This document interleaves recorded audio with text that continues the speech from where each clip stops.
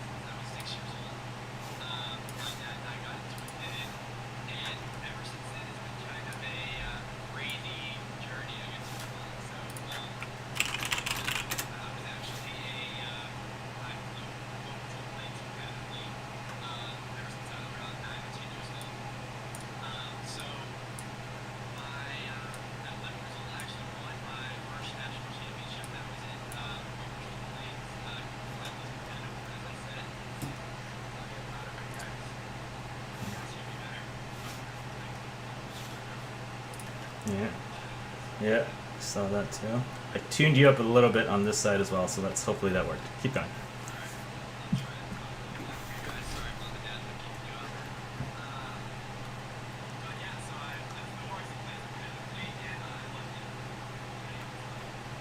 Yeah, okay, so it looks like there's some audio issues here. Let me figure it out from this side.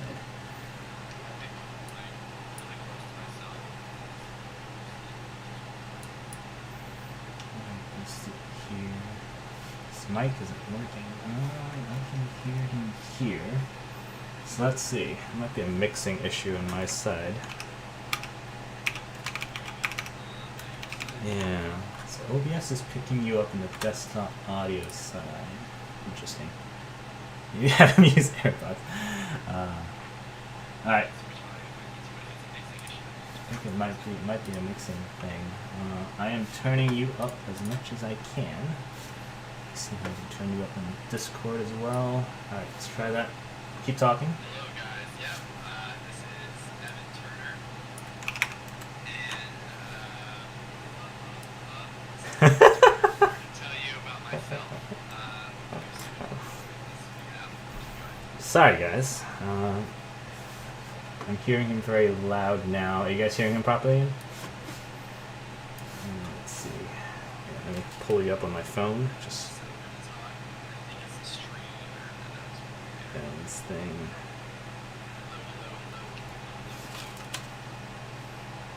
That's not it. Okay, so Yeah, I'm still pretty quiet on the stream, I can tell. okay, sorry, one moment. Let me. It sounds like you're super loud and I'm really quiet. So I've maxed you out on my end, and I've drawn mine down significantly.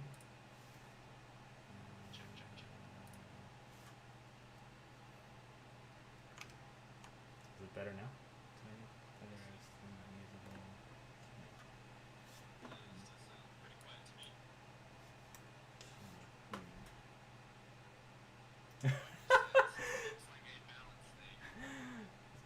Kevin wants you to sing until it's fixed.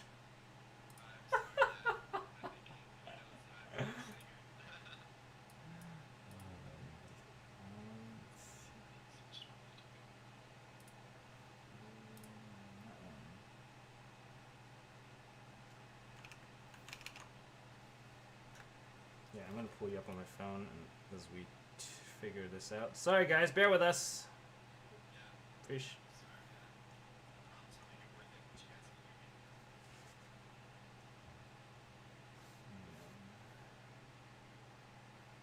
turn it off and on again. Let's see. Figure this out. Sorry guys, bear with us.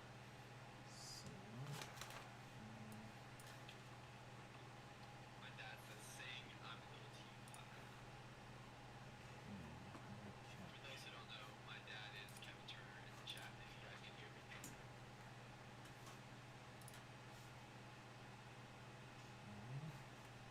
how about now? Check, check, check, check, check, check.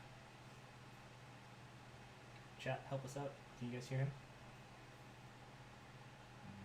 Let's see. How we can do this. Hello, Ivan. Can you guys hear Evan now? I'm waiting for the stream to catch back up. I'll be able to. It still sounds pretty quiet. Here. Okay, how about that? Audio and Cody says no better. He's audible. Dave O'Connor says he's audible but very soft. very soft. Any OBS pros out there can help me out? I hear him fine on my end. I've maxed him out on desktop audio. And it seems like he's still a little soft. Any I ideas? try and boost myself in this one.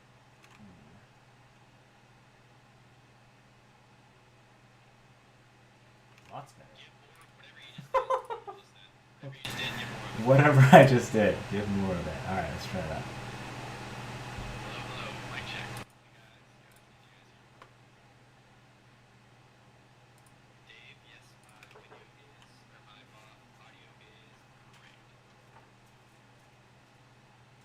Lots better, give more of whatever you just did. How about now? How about now, guys? Any better? That helps? Okay. Let's keep talking and then see if that works better now. Sorry about that! Oh, wait. I bet I can fix it. Let's see if we try that.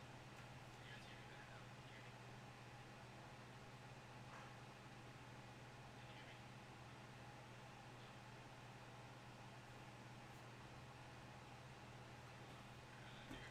Yeah, I'm here. I'm here. Okay, I just so wanted to make sure. tell me if this is better, or if this is better. Is this better?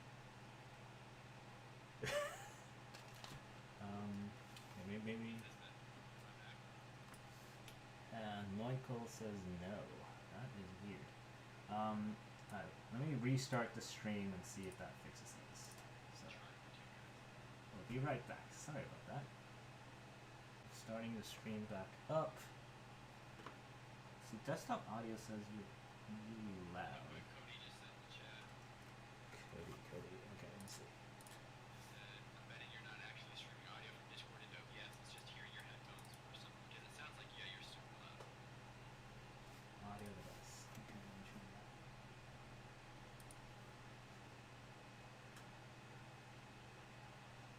Capture audio format.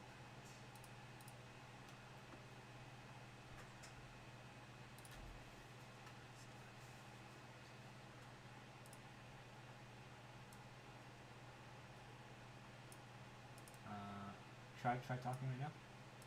Hello, mic check, mic check. This is Evan. Mic check, mic check. Hello, hello.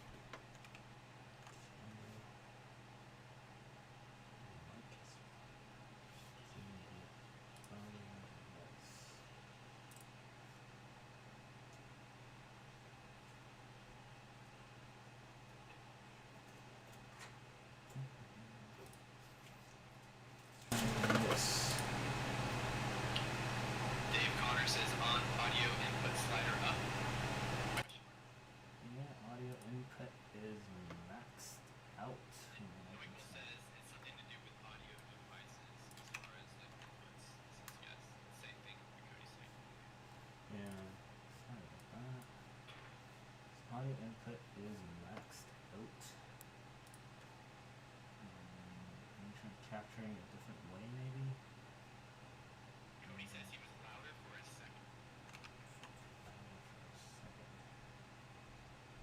Call him on the phone and use speaker. Let me can try one last thing. Otherwise, we might do something similar to that where I put my headphones on it.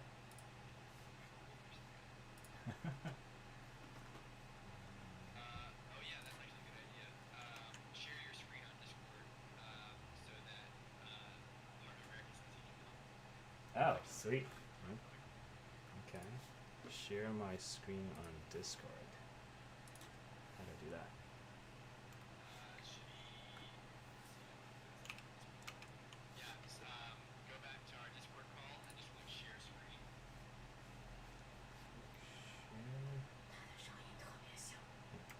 Share screen. Is it on the chat itself? No, it's on. Okay. Sorry, guys.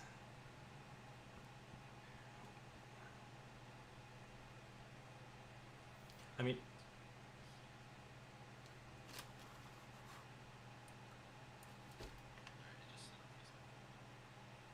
yeah, I'm using OBS. I am picking him up right now from Discord. Somehow the audio doesn't seem to be coming through for some reason. Oh, I see it. Sorry, that was stupid. Share your screen. There we go. OBS.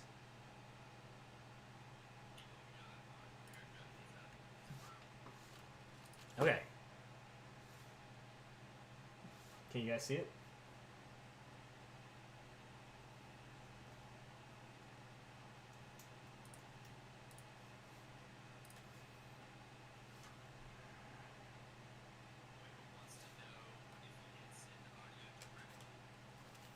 Send audio.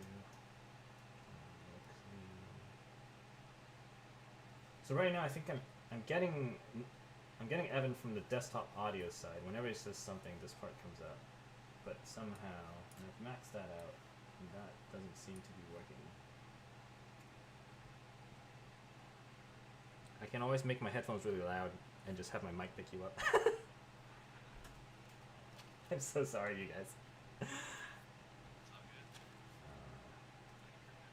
Seriously. Show us OBS screen. I thought I was doing that. Let me do that properly. Okay. Display capture. Display 2. Ooh, hello. Capturing itself results in some craziness.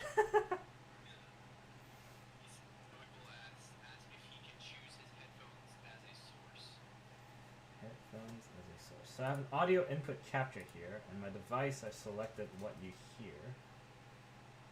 And I think that's got to be the one. Michael said you should set the source as the same thing you're getting your sound from in Discord, so I guess your headphones. Yeah. So that's what's coming out.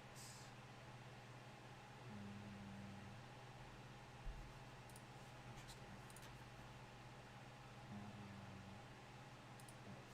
Oh, it should be audio output capture. I'm stupid. How about that? Hello, hello, hello, hello. Ooh, I think that might work. Okay, that'd be cool. Let us know, guys. Is that working? Middle slider, scroll down. Is there another input listed? Oh, Hey, I think that worked. I think that worked. Oh, I heard. Oh, Heart of America says, we hear Evan. Whatever you did, just don't change it. I found it. I'm so sorry. Everybody's saying it's working. So sorry, guys. And we're back. We got everybody in here now. Okay, well. Everybody's excited. Yeah, That's we got more good. That's people in good. here. Yeah. Okay. So, terribly sorry about that. And we're back. We're back. So. Okay, now they're saying I'm too loud. I'm sorry. I'll move my mic. Hold up. Hold up. We'll figure this out without having to do anything. Okay. We got him. Okay. All right. All right. And we're good. So. Let's make sure I'm not too loud. All right, Noikel's saying perfect. Okay. All right, we're good. Let's go. And we're good. So. Restart. So. I'm all for it. Welcome to the Drone Racing Academy Pilot Spotlight. Today we have with us Noikel F. Noikel. Jesus, you guys are saying Noikel too much. All right. we have with us Headsup FPV, who is a 2-time multi-GP champion, DRL pilot, and owner of 533 quads. Very excited to have him here. He's going to tell us all about himself. So why don't you start by just introducing yourself? So, hey guys, this is the second time I've done this, so I apologize for those who have been here the whole time. But my name is Evan Turner. I am 17 years old. I'm from Maryville, Tennessee, which is in East Tennessee. I'm a senior in high school at Maryville High School here in Tennessee. I love everything about drones and the FPV and RC community. So ever since I was 6 years old, I've been into RC. My dad and I got into RC when I was 6, as I said, and I have been all about it ever since. And I can't remember a day where I was not excited about RC and FPV and drones, which is great. You know, it's something I'm very passionate about and something that I love to do, and am fortunate enough to get to do just about every single day. And a little bit of a quick run through of my journey per se of FPV and RC is, so 6 years old, I got into RC planes with my dad. We have a great local club of guys here who got us into flying planes. At 10 years old, I started to get into it more competitively, flying planes in competition. I won my first national championship in RC planes competitively at 11 years old. And then from then on, I just kind of, I love that feeling of working for something and achieving it and seeing like the repercussions of that hard work. And I feel like it's taught me a lot, not just about, you know, flying or winning races or winning competitions or anything like that. It contributes much more to life than I think most people realize. So it's something I'm very happy that I've done and pursued, because I feel like I've learned a lot from doing it. But enough of that. But so at 11, I won my first national championship, and then I had it's funny, he might be watching, I don't know, but his name was Ben Jenkins, and he was like my rival. You know, me being into drone racing, now I have tons of rivals. They're all over. I can't go to a race and not have a rival or some guy I want to beat or some guy who wants to beat me. And we're always in that close battle, and I love that. I love competition. But his name was Ben Jenkins, and he was so good at beating me. I mean, the guy, one of the most talented guys who flew RC that I've ever met.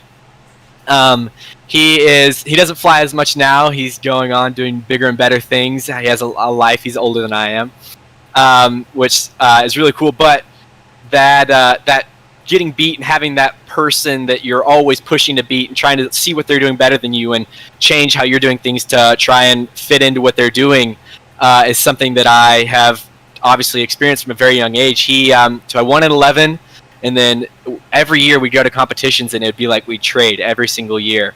Like he would win, I would win, he would win, I would win. And then he was always very disciplined and very, very strategic in how he would do everything. And I think I learned a lot from that.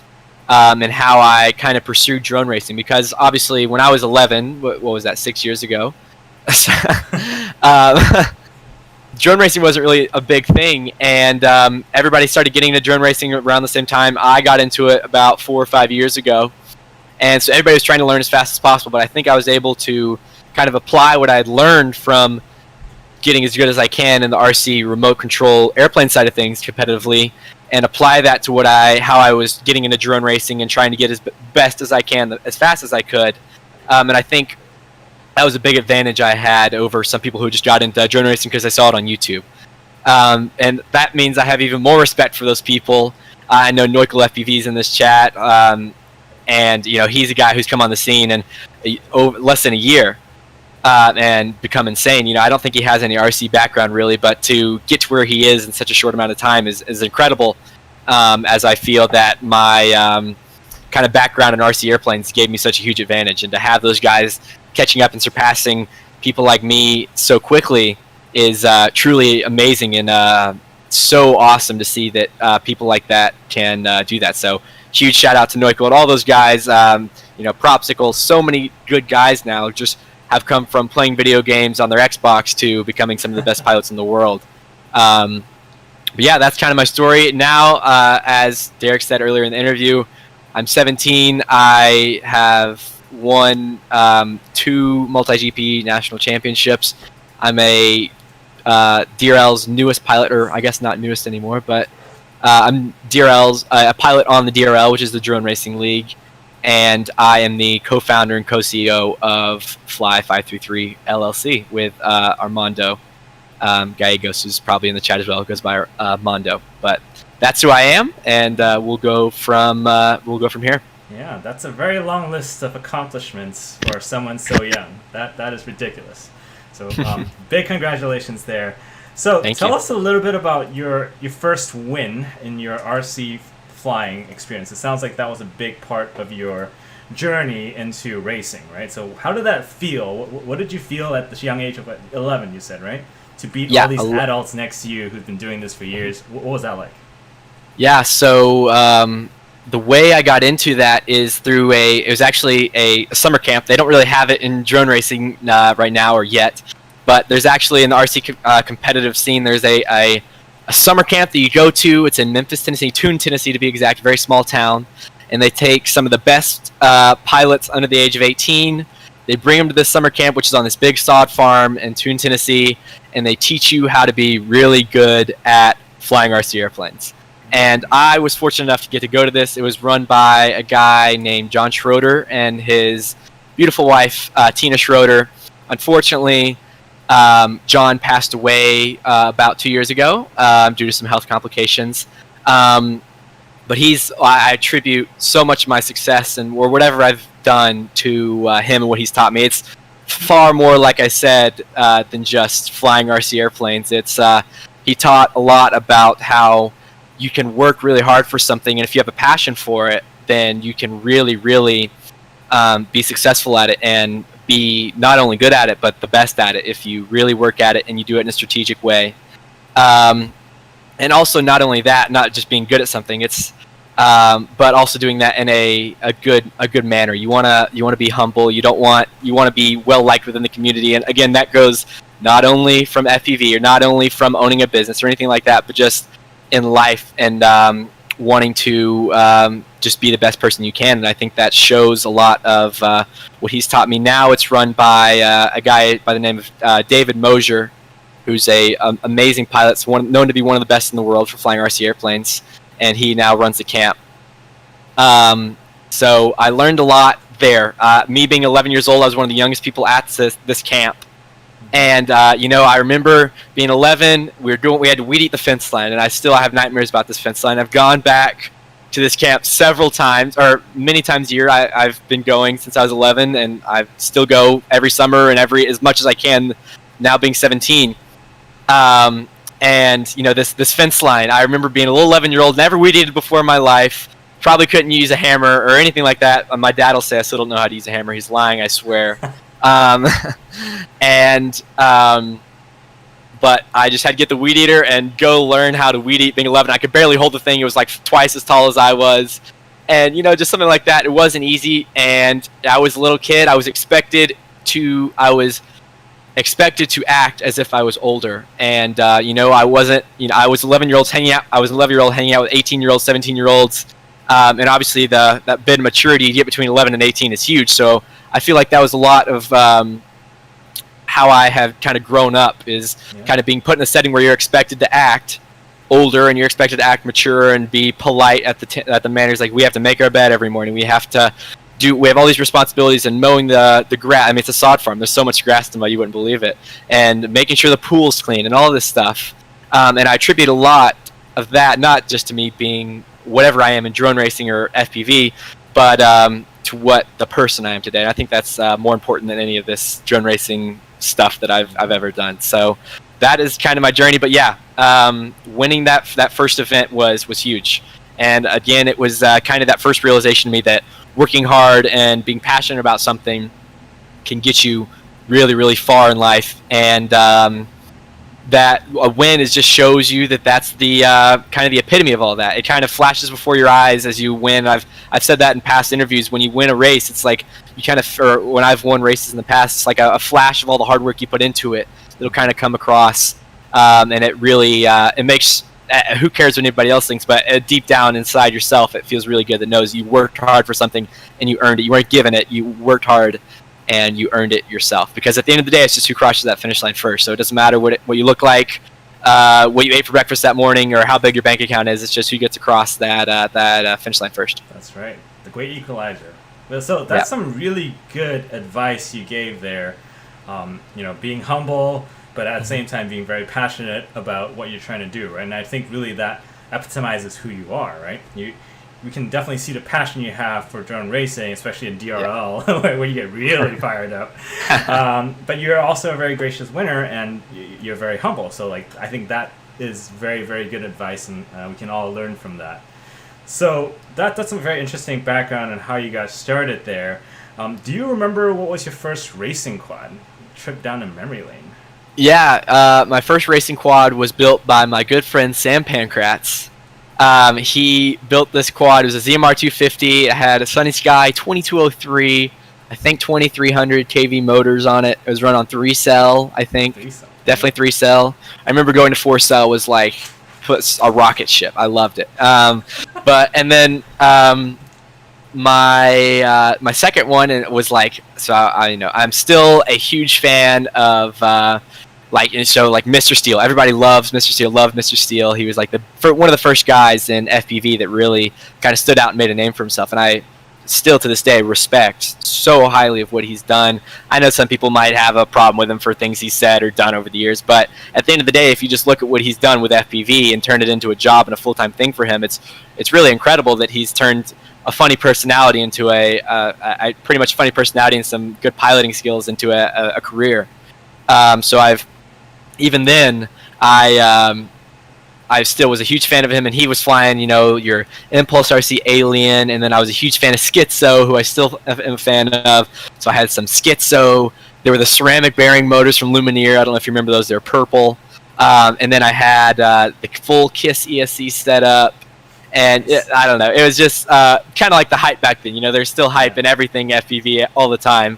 And that was the hype thing back then. I love supporting the guys that I looked up to, and that was my first nice drone that I practically slept with it every night to make sure it didn't get broken. And I love that quad. And again, it was built by my friend Sam, who was the guy who got me into FPV. And yeah, that was my first one. It's just gone from there. Yeah, we all remember our first drones, but yeah, that's a good trip down memory lanes. I know, Mark. Yeah, that's good stuff. All right, so before we dive too deep into multi-GP, DRL, and all that, tell us a little bit about yourself outside of FPV, right? So who is Evan outside of FPV? Yeah, so I'm 17. I'm a senior in high school, so most people see me on DRL as some guy who races drones all the time, which I do. I race drones probably more than I should. But I do have a little bit of a life outside of drones and stuff. Everybody kind of has their little things they do in high school. So I'm big into playing the cello. So I'm in the orchestra at Maryville High School. So I've played the cello since I was in 5th grade. So I guess when I was about 11. And it's been something, a lot of people you'll see, and I've seen it in RC and in drones too. Somebody will get really, really good, and that's their life. They'll get super, super good at drone racing, and they just put 8 hours a day into it. But then after a year or so, they'll kind of get burnt out and kind of disappear. And I think that's another thing that is pretty big that most people don't realize is if you want to get good at drone racing, it's not about just doing it all the time. It's about enjoying it and continuing to have that passion and drive to do it. You don't want to feel like you have to do it. You want to feel like you want to do it. So I feel like having multiple hobbies and interests and having multiple groups and communities that you're within is super big. And I attribute a lot of that to me being able to continue loving drone racing now as much as I did when I first started it. I love it just as much, if not more. Yeah. So I like I said, I play the cello. And I love that. I have a great group of friends who all play in the orchestra. I love being a part of a team like that, where you all have to work together to turn into to make a good song or something like that. And I like that. And I'm not the best at it. I'm not very good at it, if I'm being honest. Most of the people who are better practice a lot, and they earn it. Plain and simple. It's much like drone racing. That's what you put into it is what you'll get out of it. I of course wish I could be the best cello player ever and could make these beautiful notes, but I really enjoy it, and that's what matters. Same thing about drone racing. I see so many people getting upset that they're not like setting the TQ times and setting this, that, and the other, when if they're enjoying it, then who cares? And I think that's huge. You know, I have been fortunate to get some good finishes at races before, but this year in particular at Nationals, I placed second, and I think I qualified like fifth. And, you know, that's obviously, I would, of course, love to be first and everything, and that'd be great. But I had the time of my life. I was really enjoying myself. And although I worked hard and I wish I got that first place finish, I didn't earn it. It wasn't my day, and that's fine. But as long as I was having a good time and they're enjoying my time with my friends, then who cares? You know, I had a great time.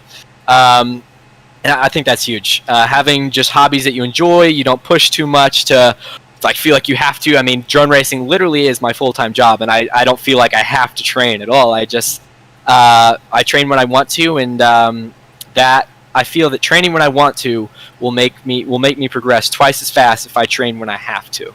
Yeah. And it's just not worth my time. And I would rather practice when I want to and be in drone racing for the next 10 years than practice because I feel like I have to and be in drone racing for the next 2 years and hate every second of it. That's my kind of outlook behind it.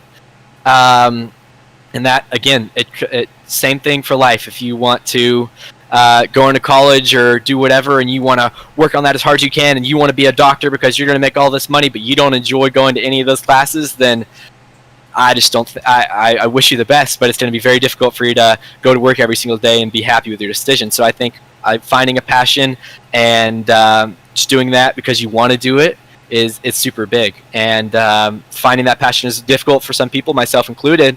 But if you can find that, then they always say you won't work a day in your life, but I can say truly being a 17-year-old and all my friends, or not all my friends, but having people my age working at Taco Bell, McDonald's, etc., and hating going to work every single day, I come home and I work my butt off as hard as I can to be the best I can in all my different things that I do, and I love every second of it. You know, I get 2 hours to sleep a night or whatever, but I wake up and do it again the next day because I love it again. So I think that's big. If drone racing is not your thing, that's fine. If you enjoy it, do it. But in life, it's the exact same principle. Yeah, that's some great advice. Do what you're passionate about, and life will be great for you. So yeah, it's amazing that you have so much wisdom at your young age. Back when I was 17, I was probably just too busy playing video games to think about all these profound life questions. So yeah, it sounds like you're really good at the cello. So maybe you can play some music for your own videos when you put them on YouTube, right? Everyone's trying to look for good music, right? So yeah. That'd be cool. I just make my own. That'd be cool. Exactly. Right? There's no, maybe like, someday. Keep an eye out. Keep an eye out. Yeah. And in the chat, LRFPV apparently plays the violin, so you guys can start an FPV orchestra. Oh, there you go. I know Sky FPV actually. He is a DRL pilot, and he plays the violin. So we always joke that we're gonna play together on like a DRL episode one day, which we always joke about. That would be amazing. And next year at Champs too, you guys should all just bring your. Unfortunately, it's pretty difficult to bring a cello on an airplane. It's a fairly large instrument, but you know, it might be worth it. You know, if we could have a little jam session, I'm all for it. That would be really cool. Okay, so let's talk a little bit about Champs. Right, so that just happened. One of the biggest things that happened in the drone world this year. Unfortunately, we didn't have I/O, so. Yeah. Champs was the biggest thing. I mean, it always is the biggest thing. So the competition was really tough this year, and I heard the weather was really rough. Tell us a little bit about your experience in Champs and how that was like for you. Yeah, so this was the 2020 Multigp Champs this year. It was, I'd say, had a lot of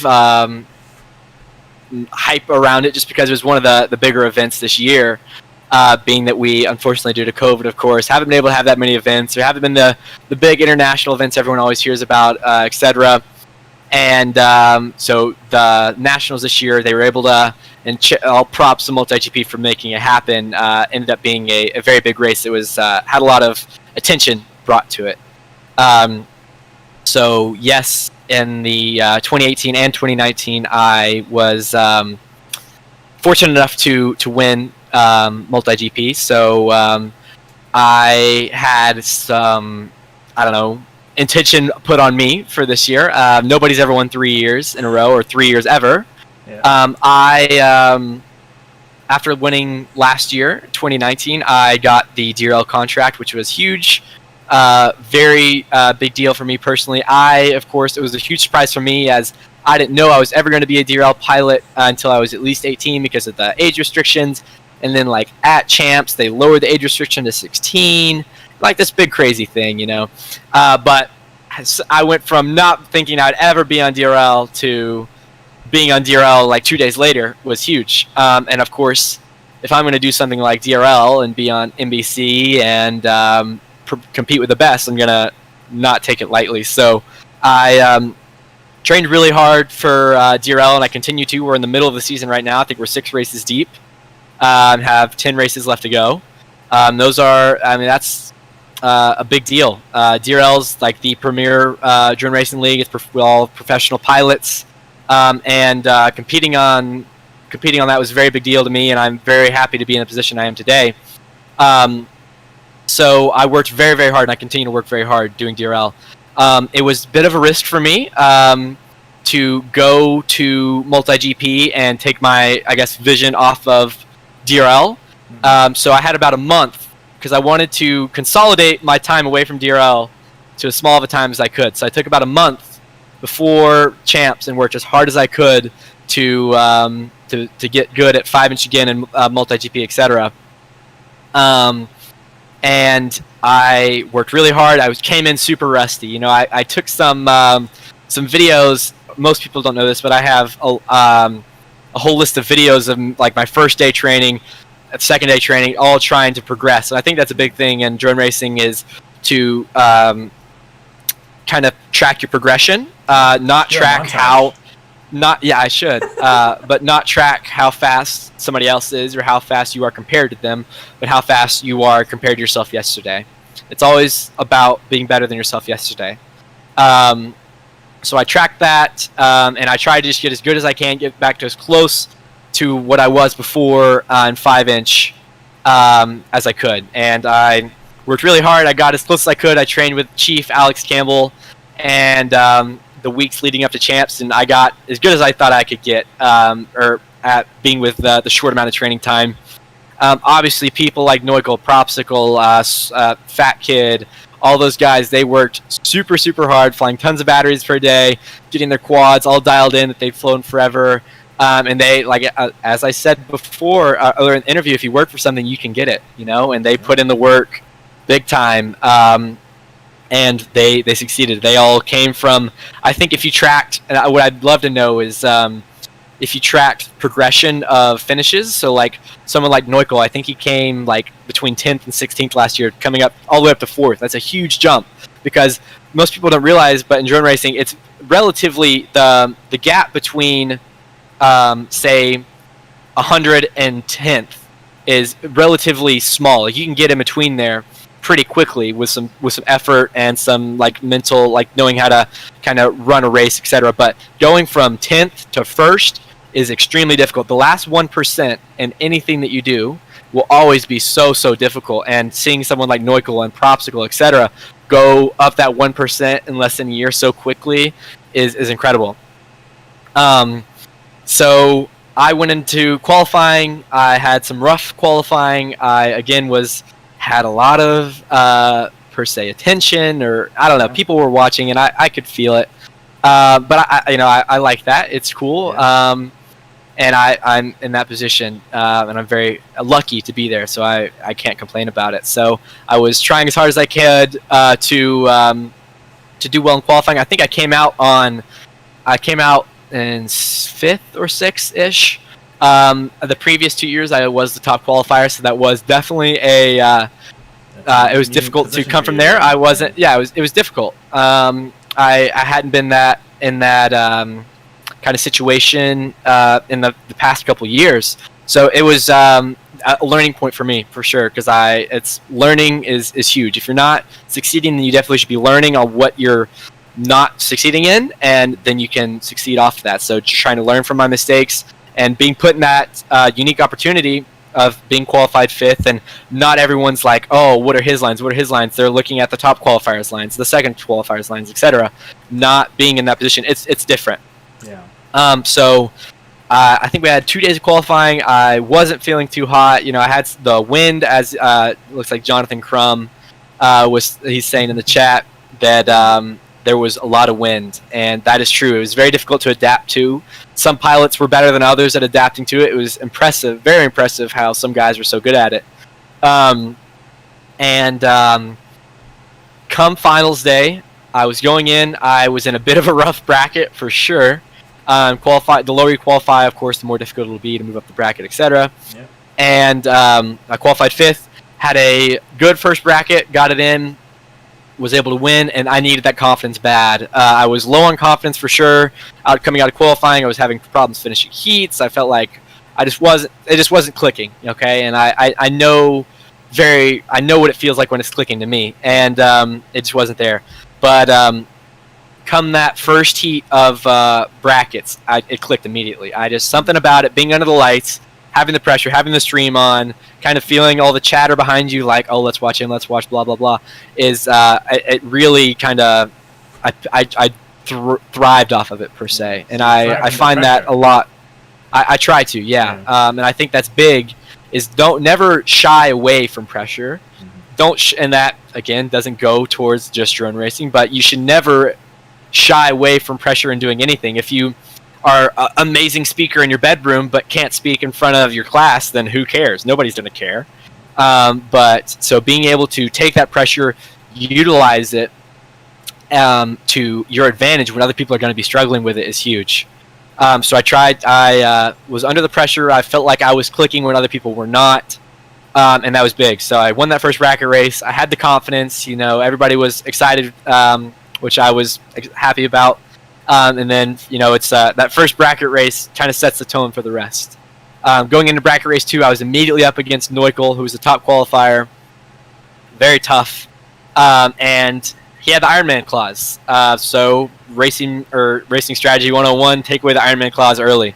So I knew Neukel was setting faster times than me. Neukel was this, that, and the other. Amazing pilot, of course. So I said, screw it, I'm going to go for it. Went for it. Was ahead on lap 1. Lap 2, I made a costly mistake that put us right next to each other, and then I ended up crashing. We actually crashed at the exact same time. Neukel and I both were pushing as hard as we could, and going through that hurdle in the beginning of the nationals track, we both made a mistake. Unfortunately, mine was much more costly than his. He made the smart decision in turning around, and I tried to just squeeze it in there, and it didn't work out. So that, of course, put me in the loser's bracket very early. That's usually a bad sign. But that's big on mental, not stamina, but like how good your mental game is. That's huge. Yeah. So I tried to just take a step back. I knew that anyone who was in the loser's bracket with me was in the exact same mental state that I was in. They knew that, if I go out now, then I'm not going to move on, and I'm out, and I get 12th place or 10th place or whatever. And I knew they had that same pressure, and that's big. When you're going up to a race and you're sitting there, everyone, you're going to look around and be like, man, I wonder if he's nervous. I wonder if he's nervous, blah, blah, blah. Everyone there is nervous. I don't care what they say. Everyone feels that in their stomach. And it's just all about how you can understand that, know that you're in the exact same position than them, kind of take that and just try and have the best decision making you possibly can. So from then on, I knew that if I was in the loser's bracket and somebody got ahead of me early, I would immediately start shaking. So come my first heat of loser's bracket, I just went for it. I went out, got ahead early, heard a quad crash nearly immediately, which was good. Of course, race. It's a weird statistic, and I don't know if it's true at all, but in my experience, if you go into a race, in the first lap, if it's a 4-person heat, in the first lap, one person's going to crash. That means you only have to beat one person each heat. Because as long as you finish the first lap, and you aren't that statistic of person who crashed in the first lap, then you only have one person to beat in those next 2. Okay? And out of all 4 people, one of those people who don't crash on lap 1 is going to make a turnaround or clip one gate every single time. Go watch any race from Multigp. It happens every time. I'll put money on it. So that means you just have to not crash lap 1 and take it easy and not be the person who makes that costly mistake lap 2 or 3, and you will move on. Okay. Sounds like consistency is key then.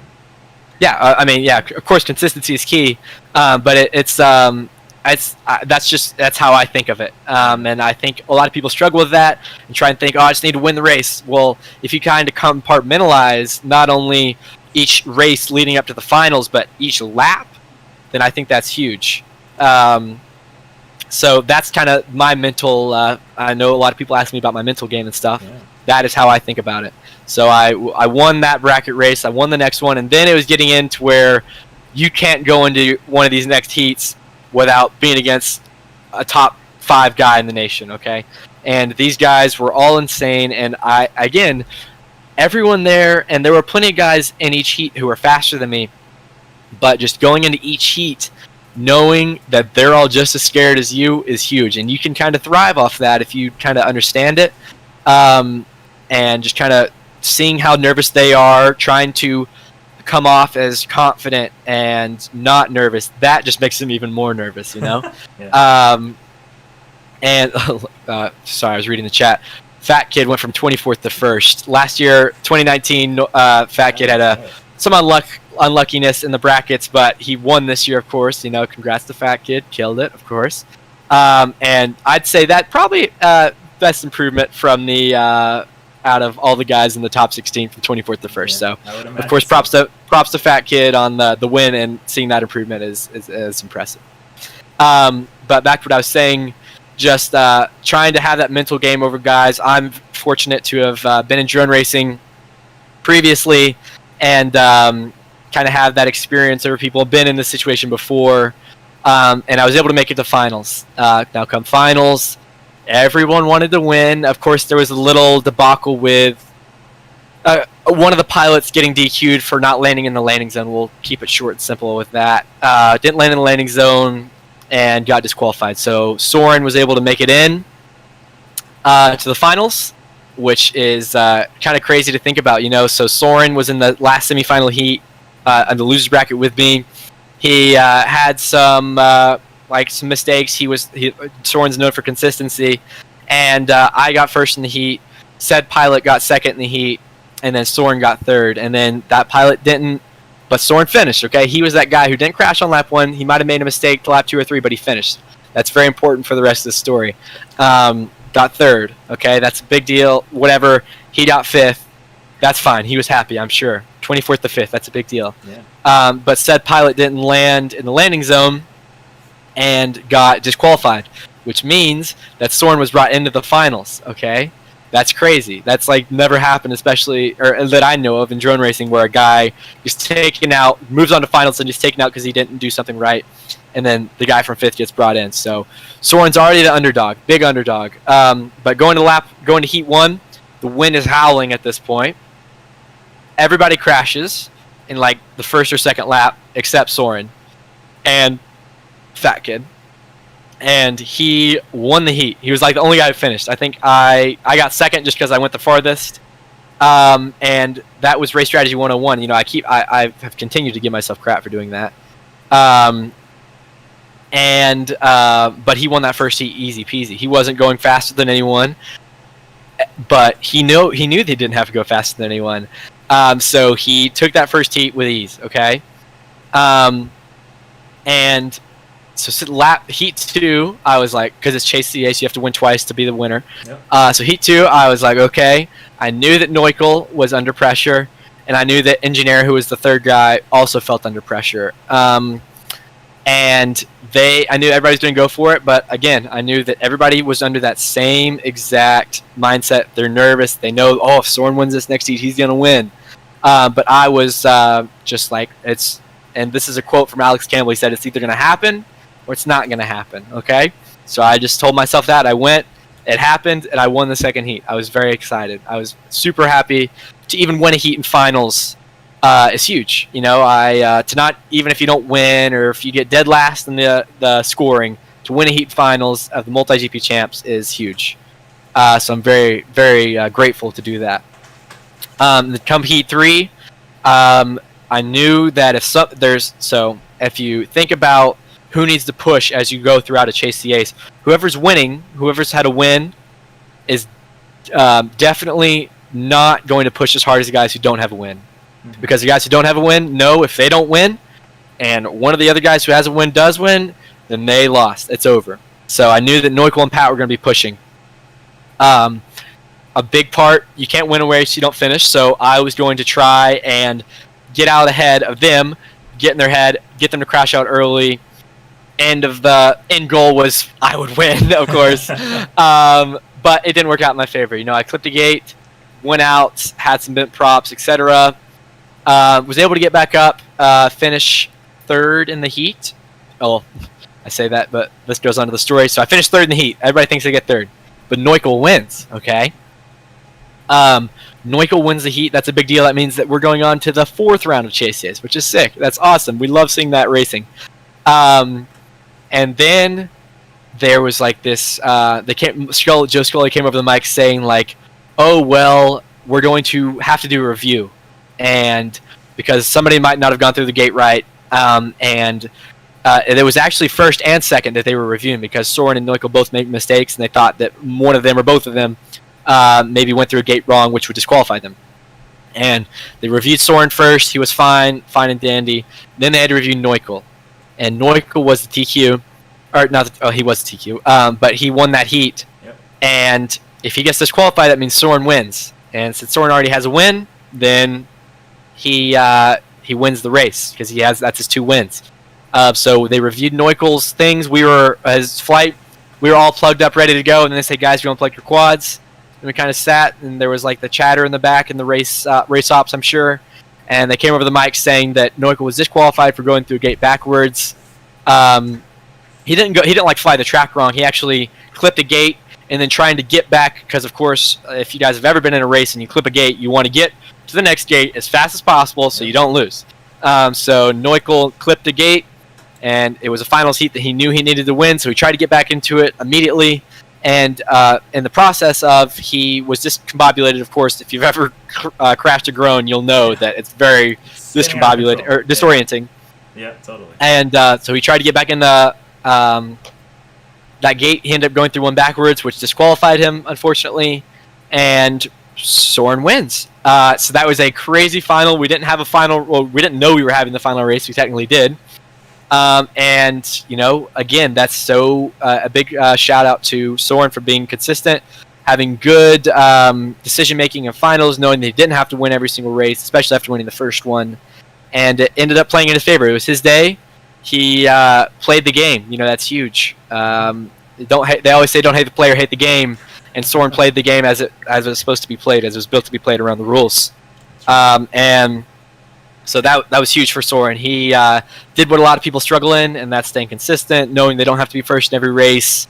And it worked out in his favor, and I think it was a big lesson to all of us that that's how it should be played. So huge props to Soren on that one. But yeah, that was champs, and it was a crazy event. Of course, you know, the flying was crazy, but everybody goes for the social side and getting to see all friends. Everybody in that final seat, me, Noikul, Soren, Pat, we're all great friends. We talk all the time. We have a group chat.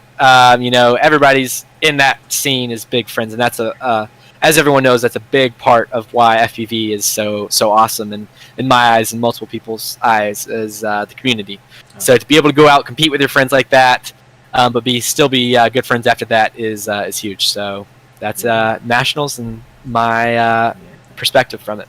That's a very detailed recap. Thanks so much for that. And it's great to hear kind of your racing strategy from, you know, a top pilot like yourself, how you think about your competitors and how you think about each race having different strategies going into it, and whether or not you have to kind of push really hard or kind of make sure you stay consistent. That's super helpful. And it sounds like a lot of it comes from you just getting into the head of your opponents, right? Thinking about what they're thinking about and kind of calming yourself, knowing that they're freaking out just as much as you do.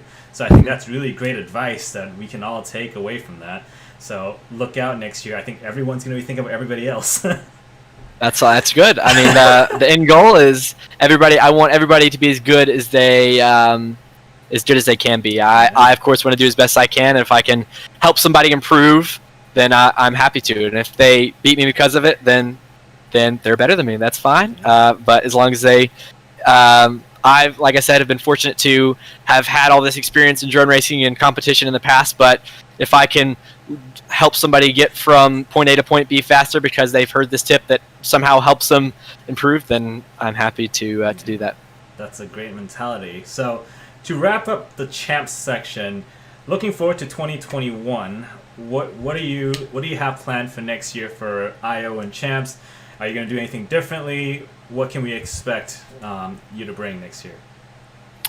Yeah, so of course I hope to be brought back on DRL next year. We're in the middle of the 2020 season right now. Everybody's fighting to stay on for the next season. And DRL is something I hope to be on for as long as I possibly can. Of course, a lot of people, I'm trying to name names, but people from DRL are notorious for kind of backing away from the 5-inch scene and kind of getting uninvolved and saying they're just DRL pilots, and that's fine. DRL is their job, and of course you should take your job very seriously. But I want to stay as involved as I can, especially with my, I guess, not relationship, but my my seat in 533. It is in my best interest to do the best I can in 5-inch and stay as involved as I can in 5-inch. Of course, there's IO we're going to have, which the normal events that always happen, IO, champs, there's going to be tons of global qualifiers, etc. I hope to go to some international races with DRL, but also like IDSC, which happens in Korea every year. And then just other races like that, hopefully WDC in Turkey. Those are such amazing experiences that I've been able to experience already, but to go and see those those friends that I've made then is awesome. And I'd love to experience that. But of course, with COVID, who knows what'll happen. But I hope that we can do something like that. As far as races that I may be a part of hosting, or 533 will be a part of hosting, will be we have the Freedom Spec, not series, but we've Idea Races is that was a race we held this year. 533 was the title sponsor, run by Sean Ames, Heart of America FPV, and we hope to run as many of those races as we can. For those who don't know, Freedom Spec is you have to run. It's what it sounds like. It's a spec series, and multiple people have tried that in the past, but nobody's really found that like magic combination, I think. And they've all seemed to kind of fade away over the years because it's too expensive, or it's too hard to get into, or some people don't like the spec, etc. But I think Freedom Spec, and this was full props to Sean Ames, Heart of America, again for bringing this up, but people always complain about spec. Well, I can't support X person, or I don't want to fly them, I don't like that company, or this, that, and the other, or I don't want to do spec because I have to buy that quad and I'm never going to use that quad in racing, and like normal racing. So the way that Sean kind of came up with Freedom Spec Racing is he wanted a spec drone that you could use that was, well, for one, it was inexpensive, and the price was huge. Yeah. And then two, they wanted it to be a drone that you could still be a perfectly viable drone for racing, for like normal 5-inch racing. You can put a 6S on it, go out, and it be one of the best drones on the market. Okay. And he also wanted to push technology to where it's not a lockdown spec. It's you can run your own frame, you can run your own flight controller, your own camera, your own VTX receiver, blah blah blah. And he wanted to push that side of things, which I think is really cool. Of course, racing in everything since the very beginning, first car race ever. This I think, what was it? Henry Ford said like the second the Model T rolled off the line, there was competition was started, and you know. The same way it goes with drone racing is that you're going to push innovation to find that 1%.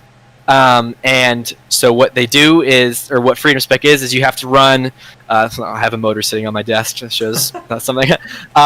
So you have to run the 533 2207 1960 kV motor, you have to run the heads-up prop, and you have to run a 3-cell 2200 battery. These batteries are dirt cheap. The winning battery from the first Freedom Spec race on July 4th was a China Hobby Line 2200 30C battery that cost $11 from China Hobby Line. That's super inexpensive. You can use that battery for freaking plugging in your goggles. If you have like a goggle cable, you can use a 2200 3-cell for anything. Okay, yeah. So people who complain about batteries, they're $11 and you can use them for anything. And the idea behind that was, not only, we didn't want to, I mean, so many people will go out and say it's just a money grab or this, that, and the other for 533. But I think a large part of spec racing is if you're going to be a company that is asking people to buy your products and support you, you also need to support them back. So 533 put up money to have a prize pool for the race. We helped get the gates, or actually we didn't. I'll go into that in a second. The gates were actually provided by Soren and FPVgates.com. That was their kind of debut, is they provided the gates for the Freedom Spec race. And so thanks to them, they're a great sponsor for the race and debuting their now very popular FPV gates. But 533 put up money. We gave discount codes to anyone who was going. You bought a ticket, and you would get a set of the 2207 1960 kV motors, the 533 ones, which was the spec, for like $50, which is crazy cheap. You know, I think that's like $12 a motor, something. I'm bad at math, forgive me. Close to $12 a motor. And we wanted it to be very accessible. You can get, we had a community bin of props. We had HQ supporting the event as well as one of our diamond level sponsors. They just sent us a big box of the R38 props, and you could go in and grab them there, so you didn't have to buy props. And we just tried to take everything from past specs or spec races and kind of turn them into the best that it could be, or what we thought it could be. And that takes a company supporting them, supporting the series, and then someone like Sean Ames to run such an amazing race like Freedom Spec was. And again, like I said, sorry, I just went on a little bit of a tangent about what Freedom Spec was, but we are going to hopefully run a good amount of Freedom Spec races in the future, and we hope to see you guys there. It makes for amazing racing. Sorry. Everyone's on that same powertrain, and the racing was absolutely insane. You were running the same motor, prop, battery, so anything else from that is just your flight controller and your frame. And there were some really cool frames that were brought out. Patrick, engineer, was running this crazy frame that had like the battery that was like vertically mounted. So like as the quad was flying, the battery was like, it was crazy. But he swore it made him faster. His quad was super fast, don't get me wrong. But I love seeing that type of innovation. It was affordable for everyone. Having us supporting it, we were very gracious to be able to support an event like that run by Sean Ames. And having companies like FPV Gates support with gates and giving us awesome gates to make the event as good as it could be was huge. So we hope to take that same level of passion and drive to put that into like some Freedom Spec races here in the future, because I think spec racing definitely has a big a future. That's great, and I definitely agree. I think spec racing especially makes it much more accessible for beginners, right? And so yeah, I definitely think there's a big place for spec racing in drone racing. And as you know, Drone Racing Academy, my goal with this channel is to bring more beginners into the hobby and get drone racing bigger and bigger. So I think that kind of goes hand in hand with this spec racing you're trying to start up. And I definitely think that that's a great thing that you guys are doing. I hope you guys spread this spec race across the country. Well, you might keep an eye out then. I will be keeping an eye out. So that is very exciting. So I think that's a good segue into DRL, which I'm sure a lot of people want to hear about. So firstly, congratulations on making to DRL this season. I've been watching all the races. It's all super tight racing. You've had a very dominant performance thus far, and I'm sure have already garnered tons and tons of fans even outside of the FPV community, so that's super cool. Tell us a little bit about your DRL experience thus far. I know it's an online season. How is that like compared to actual racing? Yeah, so I know a lot of people get into drone racing through DRL, and they they love watching the DRL races. Of course, as you get more into FPV, you'll start to get to meet a lot of the DRL pilots at events like I/O and Nationals, which is really cool. And I was fortunate enough to meet pretty much every single one before I was on DRL. So I love being able to meet them and being to get to know them, but to finally be on the show with them was huge. I think it's kind of thought of as the epitome of drone racing and as far as professional leagues goes. So for me to get on was something I was very, very, very excited about. Of course, you know, I've got friends, you know, they work at Taco Bell, like Foot Locker, etc. But for me to say, oh yeah, I just got a job at the Drone Racing League as a pilot, to be a professional pilot. You know, that's something that I'm very happy to be to say. And it's again something I've worked very hard for, and I'm very fortunate to get this opportunity at my age. So getting on last year after nationals, I knew that being as young as I was, I would have a lot of people who weren't sure if maybe I could handle the pressure. Or someone being as young as I am, competing at such a level like these in a professional world, where you're, again, like, it goes back to that summer camp when I was 11 years old, being with all these guys where you're expected to act as an older person and act professional. It's that I felt like I was in that same exact kind of scenario being on DRL. So I was immediately brought on, and we had one of our first meetings, and it was this big Zoom meeting, and like all these people were here, and like there was like a team of like 10 or 15 people from, not pilots from DRL, but like staff, and that's just crazy to think that like it's a full production. And for people who've never experienced a production before, it's crazy. Like when I sign in to do one of these virtual races and we're filming them, I get onto our TeamSpeak, we go in, and I get dragged into like the tech support people, and they make sure all my computers are working, etc. And that's not everything. Then I get dropped down to like the lighting guy, and he makes sure my lighting's perfect. And like you just drop down, and like each of those people is an employee from DRL, and that's so cool to think that drone racing is big enough to where they can support a team that big and make sure that drone racing is presented as presented as well as it could be. So for me to get to experience that firsthand, get to meet all those people and kind of be a part of that part of the industry, not drone racing, but just like the professional film industry and like running live broadcasting. Like most of the people on DRL that I work with as far as the broadcasting goes, they major in TV broadcasting, and they've filmed they film like professional athletes, and they've worked for the NBA and NFL, and it's so cool to see that they're becoming a part of drone racing, and they want drone racing to be as big as it can be. So just for me to see that side of things gives me it excites me a lot. I regardless of whether or not I am the worst pilot ever, the best pilot ever, I wish drone racing the best and all it can be, and I hope to give drone racing as much as it's given me, which I can never repay drone racing and all the people within it for what they've given me and done for me. But if I can do as much as I can to give back, then I'll be happy to do so. So yeah, that is DRL is crazy. It's insane to see how serious and how real and how big drone racing is on the DRL side, and how much promise there is for drone racing. And that really excites me. Whether or not I'm a part of DRL in 5 years or 10 years, it really excites me to see that FPV is growing in the way that it is. There's DJI coming up, bringing in tons of new people.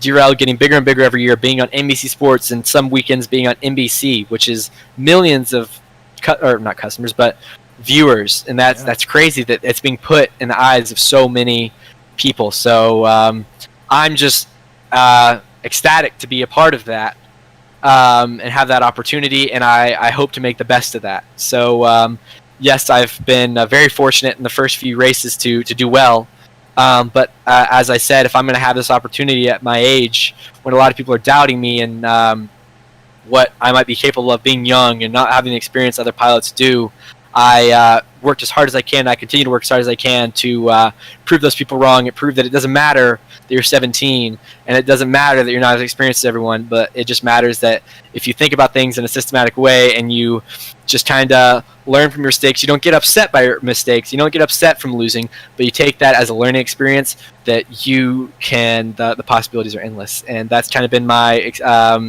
mindset behind it. Yes, I've lost races. Yes, I have lost races by big margins and by stupid mistakes.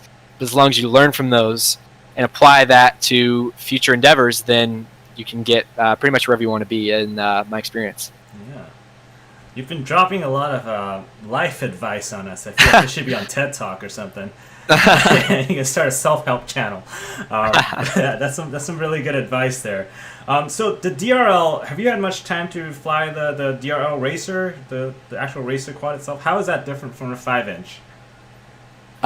Let's see. I'm trying to think of a good analogy for that. I have flown the Racer 4 a lot.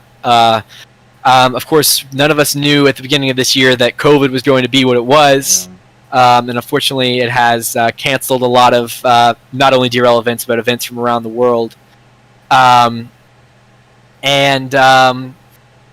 So at the very beginning of the year, like DRL sent us a schedule, and we were going to go to all these amazing places and compete in real life, and it was going to be awesome. And unfortunately, due to COVID, that got postponed. We'll call it. Hopefully, we get to do more of that next year and in years coming up after that.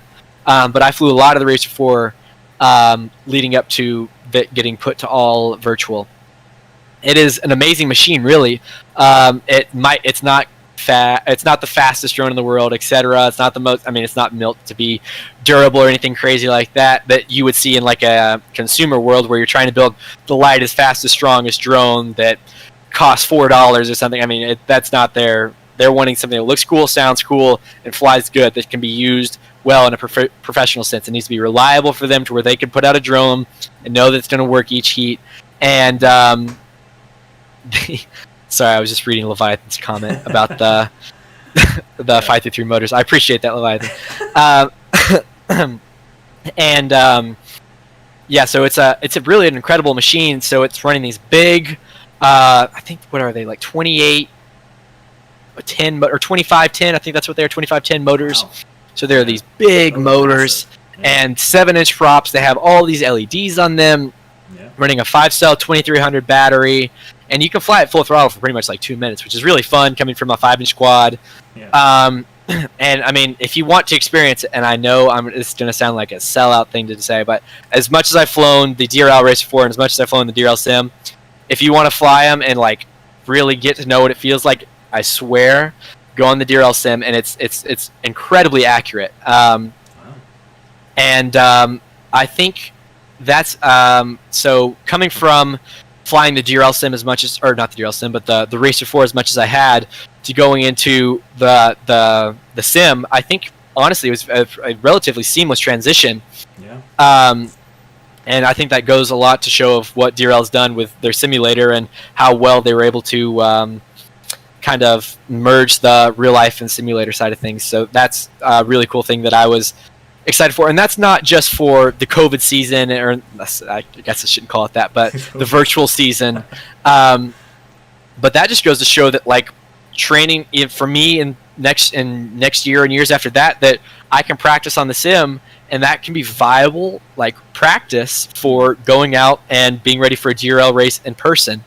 Which I think is really cool, and that goes to show. And I mean, whether or not what your favorite sim is, that just goes to show that simulators are such a huge part of FPV or of drone racing, and how they can be such helpful tools. And some people I know kind of shy away from sims and say they're not perfectly accurate, etc., etc. But I think, I mean, stick time is stick time is stick time. And if you're going out there getting the stick time, getting that muscle memory, it might not be 100% accurate to your 5-inch quad with these props and these motors and these batteries, etc.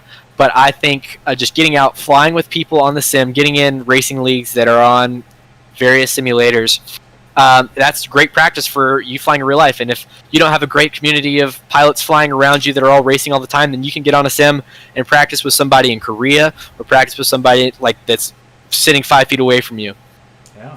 So I have found that's been a really cool part of. I might not have been able to fly in a real DRL event, but to experience it from the Sim and see how that kind of applies to real life flying has been a good learning experience for me. Yeah, that's really cool. And I think a lot of us have met other pilots on Sims as well, so the community effect on Sims is definitely very strong. For sure. And I think I speak for all of us that we can't wait to see you fly in real life for DRL too. Super exciting to watch. It's a lot of fun. Okay, so that's DRL. So congratulations, super cool. Thank you. I think we have a couple questions from the chat that we can start addressing. Ashok asked a question of what is the difference between the Xnova Lite 2207 and the 533 Headsup 2207 motors? Yeah, so the Xnova motor is something that I flew in the past. Xnova has been known for being an incredibly one of the best premier brands of motors in the world. And for 533 to be able to work with them, I feel very fortunate, and I'm very grateful to Xnova for allowing us to work with them. They typically don't do partnerships with other companies. They have been known for being Xnova and Xnova only in the past, but I was fortunate enough to work with them, and I am very excited to. So the Xnova motor, this came out approximately, or the 533 edition came out approximately a year ago. It was based off of the 2207 1950 kV Xnova Lite motor.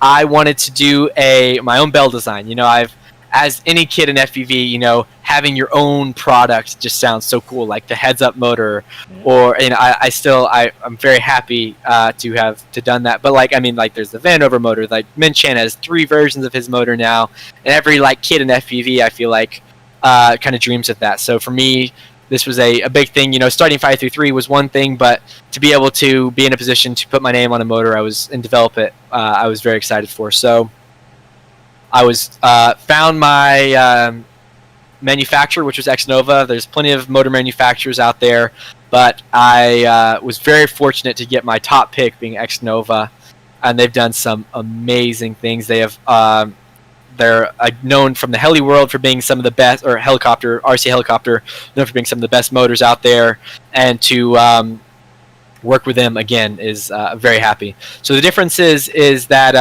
there's a 2012. So when you're making a motor, you wind the windings, etc., and the KVs are never exact. Okay, so there's always a variance of KV. So the 2207 1960 kV, which is obviously very close to 1950, these are like the known for being, they're taken from that, and they're the higher KV of the higher KV versions from the 1950s. So they make 100 motors, and some are higher KV than the others, just because it'll never be perfect. The ones that are higher KV will be pushed over to the 533 R line. And that is where, so you'll have that little bit of it. I felt like I wanted just a little bit of extra, some go-go juice, is what Joe Spilly always says. I love that quote. Oh my gosh, Amari. That's a funny joke that we have about the Xnova motors. Sorry, keep going. So we took that little bit of extra juice, and then I wasn't sure what I was going to do as far as the bell design.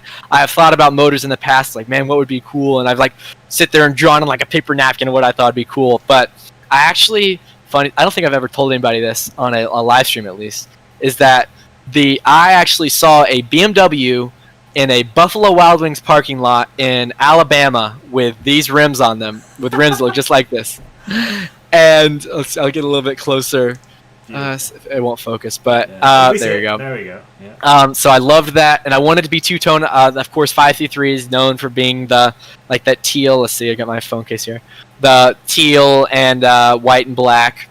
But I wanted a little bit of stealthy of a motor. I didn't want it to be too flashy, but I want people to know that it's a 533 motor. So we have the 533 logo. That's the wrong way.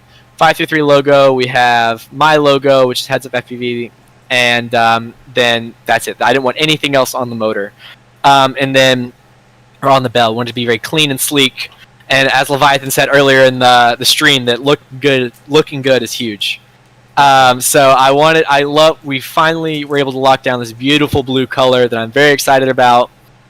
Turned out perfect. You know, Xnova did everything so well. And then most people, I don't even know if most people know about this, and I won't be able to focus the camera, but on the back of the base, there's a little 533 logo, or like a little wings. Like we have the let's see, this part right here. It's on the back of the base, and then we have the 2207 on the side and 1960 on the other side of the base. But yeah, I am incredibly happy with this motor. It's of course turned into the Freedom Spec motor that we use in Freedom Spec, as I said earlier in the interview, and a motor that, regardless if a million people use it or just I use it, I am incredibly happy with it, and I wouldn't use it if it wasn't what I thought was the best it could be, or what I thought the best in the market could be. And I'm, being someone in my shoes, being a racer that needs to perform at the highest level, I'm not going to fly something unless I think it's the very best.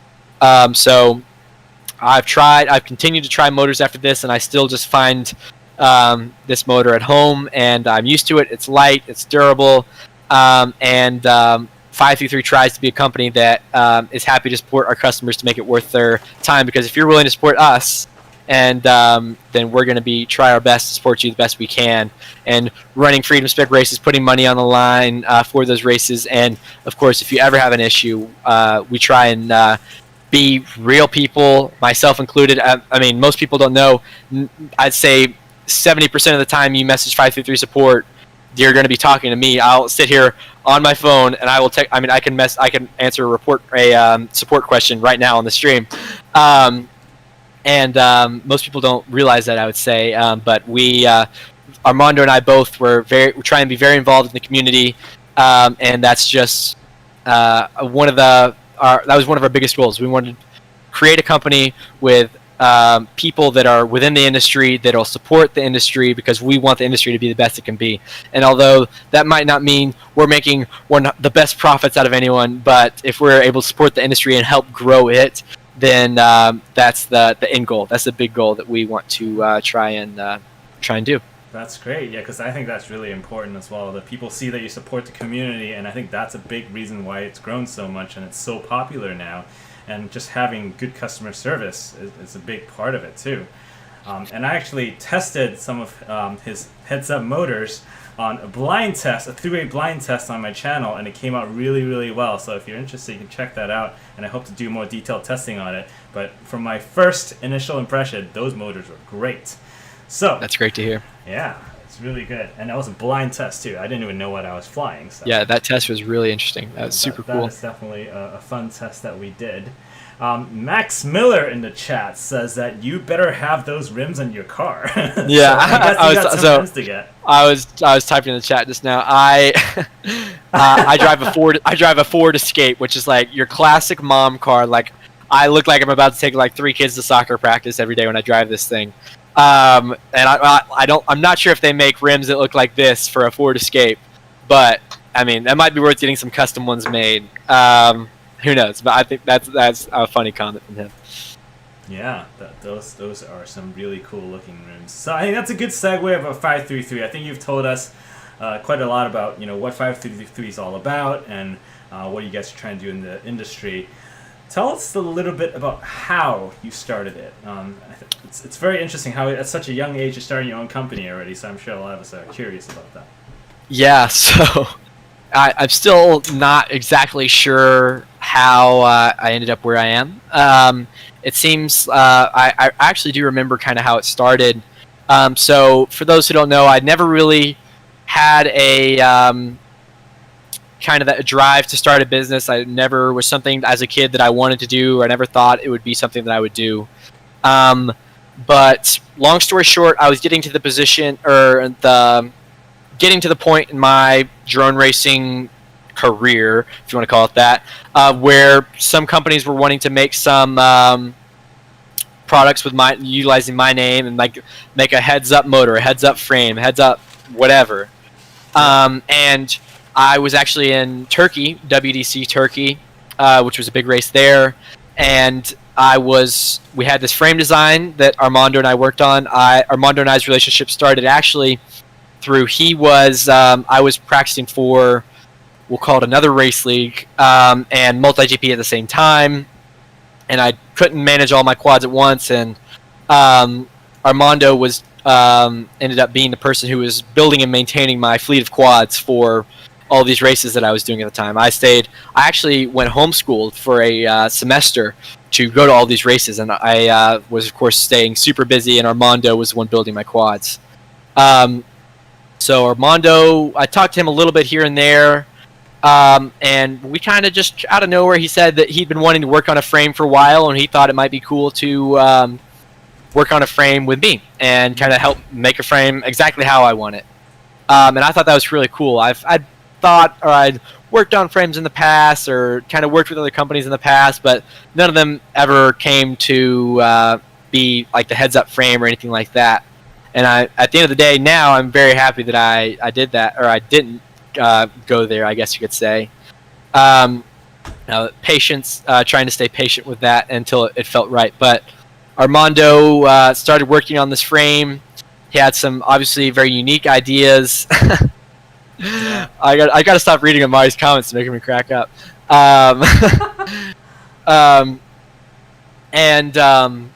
But long story short, he designed the frame, which ended up being the Switchback, or the original Switchback, which now goes as the Switchback Classic, with the release of the Pro Switchback or Switchback Pro. But I flew it. Its race debut was in Turkey of last year, 2019 Turkey.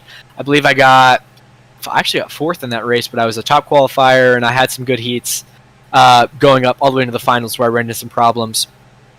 But after that, I was very, very sleep deprived. I was very tired from like a week-long race. If you've ever been to a big race like Iowa or Nationals, I promise you your next day when you get back is just going to be you asleep for like 14 hours.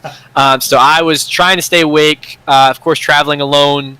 I was 16 at the time. From Turkey was an event in itself, but traveling back, trying to get back in the United States and with customs things, whatever. But I was decided I was going to get on a call with Armando, just kind of catch up on some things. And I just remember it was actually Serge, the owner of Pyroflip RC, believe it or not. Yeah. I talked to him how I was going to, hey man, I'm thinking about making my own frame with X company. I won't name them. Doesn't matter. Yeah. Working my own frame with them. They're going to produce it. I have this design. Of course, it was everybody was all interested in it after what's it called? After Turkey, everybody was all excited about it. I crashed it a lot, especially in finals, and it didn't break, which everybody was excited about. So I was thinking about working with said company. But then Serge was, of course, he started his own business. He came from I'd say he didn't come from wealth. He's created his success himself, which I respect so much. And he said that you should just do your own thing, sell your own. He said you can sell a few frames here and there, learn a little bit about business, and it'd be a good thing. And I kind of thought about it, and I was like, sure. And he, of course, made it sound very easy. I think in his vision it would be just sell a couple frames here and there, which is, I didn't think we'd get to where we are today, but that was the idea. So I was like, hey, Armando, like, what is your opinion on, instead of me working with said company, we just kind of do our own thing, and we sell the frame ourselves. We can both make a little bit of extra money on the side, and I think it'd be fun. Do a little thing, sell a frame. It loses the hype, whatever, and then we just go about our lives. Next thing you know, we came out with the Switchback. Well, the hardest part of creating a business was nothing except the name, I would say. And funny enough, we had like the design done, we had the website done, we had all this done, and the only issue was we couldn't think of a name. Which is, I find that comical. So we ended up finally getting the name, which is 533. 533 comes from the rates I use for my drone. Maximum stick, of course, if you've ever set up Betaflight, maximum stick, it'll tell you, it says max V/D or something, which means maximum velocity like per second or something, maximum degrees per, it says degree per second. Yeah, that's right. Yeah, it's degrees per second. Yep. So the rates I run, which are 0.8 RC rate, 0.7 super rate, and I run that on all axes. For some reason, people think that I would keep that a secret, but no. I run 0.8 RC rate for our pitch roll yaw, and then 0.7 super rate for pitch roll yaw. That one now. Such your rates. Yeah, and that no expo, and then that comes out to 533 degrees per. Sorry, I'm holding a pencil. 533 degrees per second. And that's where the kind of the name came from. It was a number unique to me mostly. Yeah. And we spelled it, funny enough, thanks to Five Guys, we got the FIVE, we spelled out five like Five Guys does, I guess, the restaurant. And then 533. And we got the name, and we launched on the first day of the 2019 Nationals, Multigp Nationals, and I'd never taken a marketing class. I'd never taken a business class. Armando is an aerospace engineer, mechanical engineer. We had no clue what we were talking about. Okay, so I just did what I thought. Of course, I'd been in the industry for a while, and I did what I thought someone who wanted to make a frame popular would do. What they would do is they would target the best pilots in the industry. They would create what I like to describe it as like kind of like a whisperer in the industry. Is so you would know if you tell somebody a secret and you tell them you don't say it. 99, or you tell multiple people. I mean, I'm in high school. I know how rumors work. You'll tell people, and it'll slowly start to get out. Slowly start to kind of like simmer out amongst the masses. So we didn't make any posts about it or anything like that. But I sponsored like the top 10 guys, pretty much from going into nationals that year. I told them I'd give them frames, and that as long as they flew it at the event, then that's great. We're happy to support them, and of course, I'm pretty much friends with all of them. We're all, again, a pretty tight-knit group of guys, so I was happy to support my friends, and they would, of course, support me in return. So I told all of them, I gave them all frames. We didn't really talk about it that much. I used it at Turkey. We didn't really talk about it that much, and we didn't really launch a company or anything. But there was kind of hype that started to build around it as you would start to see more and more people use the frame, top guys, that is, and next thing you know, we showed up to nationals, and a lot of the top guys were running the Switchback, which is really cool. We launched the Switchback November 14th, 2019. I remember that day very, very well. November 14th, exactly 1 year ago. Yeah, exactly. Oh. My mom told me that this morning. It's crazy. I forgot about that. Okay. So yeah, wow, that's crazy. Exactly a year ago today is when 533 launched. Yeah. Wow, that's so cool. Right. And it was first day of nationals, and I remember seeing the first. I get an order every time. What's it called? I get an order every time. I get an email every time an order came on, and I remember seeing that first email come through, and it was like so and so bought one Switchback frame, blah blah blah, and I loved that.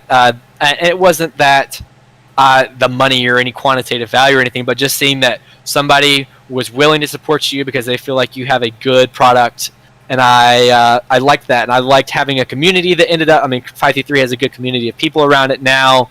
And for us to be able to support those people, that's what I love, having that community of people that I can support. Yeah. And I owe it to them. They support me, and Armando and I both, and we try and make the best products we can, make as many good things for the industry as we can. I just, ever since that first email came through, I think his name was Brett something, I remember, was the first guy. I can find his name on my phone, I'm positive. He was our first order. So it started out with just that first order, and then it turned into 2, and that turned into 4 and 8, and I was like, wow, this is crazy. And then, I was extremely, extremely lucky to have won nationals that year, which put, if you win a big race, everyone and their mom wants to know, what was your setup? Okay. Yeah. And I was able to say, well, the setup was this motor, this prop, blah blah, and our new frame, the Switchback, which is made by 533, my company. And again, that was something I was very, very lucky to have done, and having my other pilots flying it as well, doing so well. They all did amazing. Having them, and I wanted to make sure to support good guys, not guys who are just fast, but guys who I know who are good guys, and they all represented the frame greatly, and it kind of launched then, and ever since then, it was kind of a whirlwind. Armando started off, he was the guy pretty much running the warehouse. I was in the middle of doing races for other racing leagues, so I was staying busy. Armando was running the warehouse. He had a kid at the time. He has a wife. He has a life, and so I can't thank him enough for doing that. Especially at the beginning when I was busy doing those, traveling and doing all those things that I was doing. And from then on, it was kind of a just a slow progression, like anything in life. We came out with Frame, they became more popular. We sponsored a few more people. Then we started hyping it in Europe, and we came out with the European warehouse. For those who don't know, I have the the U.S. warehouse, which is in my basement. It's 2 stories down. We probably go, and then we have ended up being the European warehouse, which is in Germany, run by 2 great guys over in Germany who are doing their own 3D printing, etc. And that kind of, we were able to break into a new market in Europe, because you'll see some frames, they'll be really popular in the US, not very popular in Europe, but really popular vice versa. And we wanted to break into both, because why not? We were very fortunate to find 2 great guys to work with us in Europe, and it's kind of grown from there. We came out with the 533 motors, we came out with the Tiny Trainer, we came out with the Tiny Turner motors, which are the motors for the Tiny Trainer. I was lucky enough to have my own prop made by HQ. And then, now it's just I see our products in, quantity increase pretty much every day. We're coming out with have new products on the site. The newest one being, we're coming out with the 533 edition Radio Master, which is like the T16 Max, which is the Radio Master is a very, very popular radio. And now we were fortunate enough to work with them and come out with the 533 one in a beautiful blue anodized color. And it's just been, I mean, it's a year ago today. It's so cool thinking about that. But came out with that frame, and then from then on, we thought, why not add this? Why not add this? Why not add this? And then now it's kind of a full-time thing for Armando and I, which I am so happy and excited for. But why stop here is kind of our mindset on it. Why stop now? And just kind of keep going. That's great. Yeah, I think we're all looking forward to what new products you would bring to the table. And just some statistics that I saw from Sean Ames on Multigp group. 48% of the top 16 pilots used the switchback, and 40% used the motors during the champs this year. So I think that's some pretty incredible statistics for a company that's only a year old. So yeah, really I saw those as well. They did like a survey after champs, and we were, of course, I love even just seeing one person using our frame, or one person using our frame or our motors. It means the world to me, just because I know that person put their hard-earned money towards supporting us. And I, of course, anytime I see someone using our stuff, I try as hard as I can to go up, talk to them, and get to know them, because they were willing to support us. But to see those numbers and see those statistics was so awesome. Why not be 49% next year? So that's right. We're gonna strive towards that, and strive towards continuing to support the community as much as we can. Yeah, and so we talked a lot about Heads Up, and that's kind of your brand and your name, right? And I heard some rumors that nickname had a very interesting genesis. You want to tell us a little bit about that? Where did Heads Up come from? Heads Up. Yes, interesting story. So, take a few steps back. My friend who got me into FPV, his name is Sam Pankratz. He lives about 5 minutes down the road that way, and I was. It's a very embarrassing story. And we were going to fly. He showed me his FPV drone. It was awesome. I thought it was the coolest thing ever. I, of course, had been kind of made a name for myself in the RC airplane industry. And one of the first times I was flying an FPV drone, it was his drone. I lost control and ended up hitting him in the face with this drone. Okay, and it like cut up his mouth a little bit. Oh god! And he was fine. Okay, he still has a little bit of scar right here, which is fine, and you can't see it, I promise. But luckily I wasn't going fast. I was a very slow drone racer at the time, and I clipped a tree or something. It ended up going out of control, and the props, so it was bad. And funny enough, that is what motivated me to practice so much to be the best FPV pilot I could be, because I was like, well, man, if I want to keep flying, I need to be good enough to not like hit somebody because I lost control. So I worked really hard after that to get as good as I could.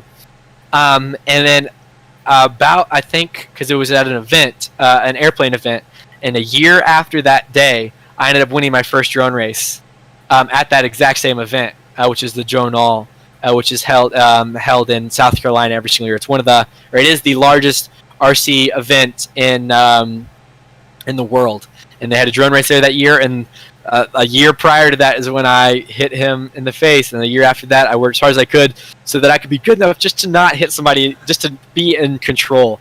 And I actually won my first drone race a year after that, which is kind of a funny story. But yeah, that is how. But long story short, I ended up going to my first race shortly after, and he was sitting there next to me. We were signing up on MultiGP. You know, we were two kids in a candy store, all excited to go to our first drone race. And we were sitting there, and I was trying to think because I kind of realized I didn't have an FPV name. His is Tropical Onion, which is just like the most random thing ever, but I think it's hilarious. And he said he'll tell people he thought of it in the shower, which he did, and he just kind of thought of it. And I was like, well, I can't think of anyone like that. And he said I should be Headsup. Yeah. And that is that's where it came from, and it's stuck ever since. But most people don't know the story behind it. But that is where it came from. That's a great story. Yeah. I wish my nickname had interesting stories behind it. So, Drone Racing Academy, my channel, the goal is really to bring new people into the hobby, right? So, I don't know how many new people are watching right now, but to any new people that are getting into FPV and getting into racing, what kind of advice do you have for them? I know you've given us a lot of great advice thus far. You know, do what you're passionate about. You know, focus on practicing, but don't focus too much. Have other hobbies as well and things like that, right? So what do you have specifically for newer people into the hobby out there? Yeah, so if there's any newer people watching this and they skip to whatever time mark we're at right now. Hey, new people. If you're 101 minutes into this live stream and you're watching this and you're new, you want to get good at drone racing, the best advice I can give is just to not go to a race and want to be the best guy there or worry about the guys who are better than you. You always want to just, and again, this applies to pretty much anything. If you want to get good at anything ever, you're never going to step out. I mean, it's like, think about building your first FPV drone. Were you the best solderer the second you picked up your soldering iron and tried to solder your first motor wire on? No. And you're not going to be the best drone racer when you step out there, put on your goggles for the first time, and try and get through the first gate. Okay? And as long as on day one you make it through one gate, and day two you make it through the next one, then that's just, you should be ecstatic about that. That there's no reason for you to get down on yourself that you're not the best or you're not better than X person. And I think that's huge. And it's just the people, anyone is capable of being good at drone racing or being good at tennis or tying their shoes. It's just, if you just go out and you're not going to be the best. You just have to know that you're not going to be the best at it. There's only one person who's the best ever. Anytime, if you're the best at something, that means no one is better than you, and you're better than everyone else, and that is the 0.0001%. So you should never want to be the best. You want to be the best version of yourself, okay? And I think that's huge, and a lot of people kind of miss out on that, in my opinion. So if you go out the first day and you can't even make it through a gate, you go back on the simulator that night and you practice and you just put one, and you find a track on the sim and you just have to make it through one gate, and you practice that, and you practice flying around, you practice, you know, doing a flip or doing whatever you want to achieve. As long as you can go out that next day and just be one step further, then that should be more than enough motivation, and just to know that if you get that, and then you do that again the next day, and you do that again the next day, and the next day, or not even the next day, just the next time you fly. If you might be busy, and you might have 1,000 other obligations, but you just enjoy FPV. If you can just go out and be one step better than you were the next day, and you're going to have bad days. Yeah, you might have practiced super, super hard for a race, and you don't win. Then that's okay. That's fine. And that's just part of life. You're not going to be the best. You're not going to be the best version of yourself every single day. You have grumpy days, of course. When you go to school, it's going to be hard to get up some morning because you're tired. It's the same way with drone racing. You're not going to be the best every single time. But as long as you can go and say, for one, you had fun. Having fun is key. If you're going out there because you feel like you need to be racing or you need to be this, that, and the other, you shouldn't be doing it. And go play video games or do whatever you enjoy doing. It'd be silly to go out and just do it because you feel like you have to. So number one, have fun. And number one, who cares what other people are doing? Who cares what quad that somebody else has. Who cares how old you are? Who cares if you are 8 years old or if you are 54 years old? I mean, I don't care. At the end of the day, and that's one of the most beautiful things about FPV. Like I said earlier in the stream, it doesn't matter how big you are. It doesn't matter the size of your bank account. It doesn't matter how pretty your wife is. It just matters how fast you get from the takeoff zone to going through that finish gate. Okay, and I think that when you put the goggles down, everybody's on a level playing field, and yeah, that is kind of my best advice for someone, because I see so many pilots who improve so fast, and they put all their time and money into being the best they could be at drone racing, and then they kind of like they go to a few races, have a few rough races, and they say, "Oh, I don't want to do this. I worked so hard, and this person didn't do anything, and they beat me. I hate this. This sucks." And well, were you beating your lap times the day before, or I mean, were you beating your lap times? Sure, the other people are going to be improving too. Were you more consistent? Did you break less stuff? I mean, as long as you're improving and you're doing the best that you can do, that's fine. That's great, and I think a lot of people kind of lose sight of that. So that's my best advice. Of course, I mean, you can go watch 1,000 different videos from Rotor Riot or Joshua Bardwell of you need to practice on this simulator, and you should practice flying through this gate this way, and this is what the left stick does, and this is what the right stick does. But at the end of the day, that stuff is relatively intuitive, and you can watch a video on how to do that. But I think the mindset behind it is a lot more of what people miss out on, is a lot more of what people overlook in improving in drone racing, is how they lose motivation. And again, I know I keep relating things back to other things other than drone racing, but I mean, just in life again, I mean, you're never going to be the best mathematician after doing 2 + 2 once. You have to do multiple examples and multiple things where it's just consistency, and just knowing that as long as you're better the next day than you were the day before, then you have nothing to be upset about, and you have nothing to fret about, regardless of whether you are the 99th best in the world or the first best. It doesn't matter. Who cares? As long as you feel like you're improving, you're enjoying it, you're seeing your friends at all the races, and having a good time, then by all means, then I think you're doing things right. But that's the best advice I can give to any beginner who might be feeling down or might be feeling like they weren't as good as they were before because they get beat by so-and-so. As long as you're having fun, and as long as you're striving to be the best version of yourself, then I think you'll be just fine. Yeah, that's really great advice for, I think, just starting any hobby or any kind of skill. I'm going to find a way to cut that part of the video and put that in the front on some other video maybe for new people to watch. But that's really more good than welcome advice. to. Yeah. Okay, so I think time flies while we're having fun. It's amazingly an hour and 45 minutes since we started this. That's crazy, right? Thanks so much, guys, for sticking around and kind of joining us for this. It's been an amazing opportunity to talk to you, Evan.